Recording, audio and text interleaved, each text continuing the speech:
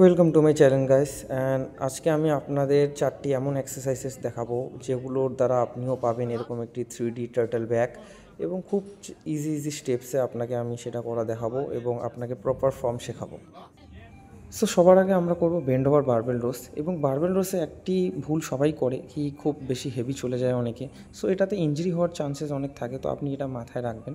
So আপনি একটা খুব মডারেট ওয়েট নিয়ে এটিকে পারফর্ম করুন এবং আপনি যখন রেপিটেশন ছাড়বেন আপনার নেগেটিভ রেপটা যেটা আপনি ছাড়ছেন রিলিজ করছেন সেটাকে খুব স্লোলি ফিল করতে করে রিলিজ করবেন এবং আপনি আমার ফর্মটা দেখেন এভাবেই পারফর্ম করবেন এটা। নেক্সট চলে আসি আমরা ল্যাট পুল ডাউন। ল্যাট পুল ডাউনও সেমভাবে আপনাকে দেখতে হবে ওয়েট আপনি মডারেট রাখবেন এবং সেই ওয়েটটাকে আপনি কন্ট্রোলভাবে আপনার আপার চেস্টে সুন্দরভাবে সেটাকে নামাবেন, তারপর সেটাকে ধীরে ধীরে স্ট্রেচ করে সেটাকে রিলিজ করবেন। তাড়াহুড়ো করার কোনো দরকার নেই, আপনি খুবই ইজিভাবে এই এক্সারসাইজগুলো পারফর্ম করতে পারবেন। নেক্সট আপনি করবেন ওয়ান আর্ম ডাম্বেল রোয়িং।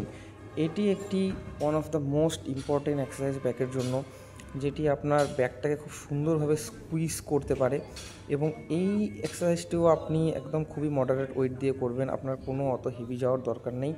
খুব সুন্দরভাবে ভালো ফর্ম দিয়ে আপনি যখন করবেন আপনার নর্মাল ওয়েটই আপনাকে খুব বেশি মনে হবে।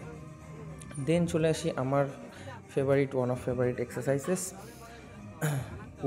পুল আপস। তো পুল আপস সবাই করে, বাট পুল আপস করার টেকনিকটা আপনি দেখেন।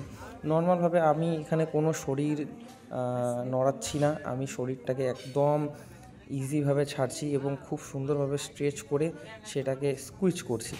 আপনি একদম শরীর দুলাদুলি করবেন না, নর্মালভাবে আপনি উপরে যাবেন, তারপর ধীরে ধীরে রিলিজ করবেন, আপনার ব্যাকটাকে স্ট্রেচ করবেন।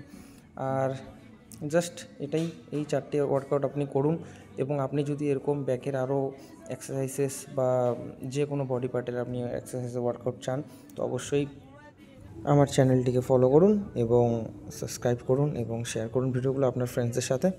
টাটা।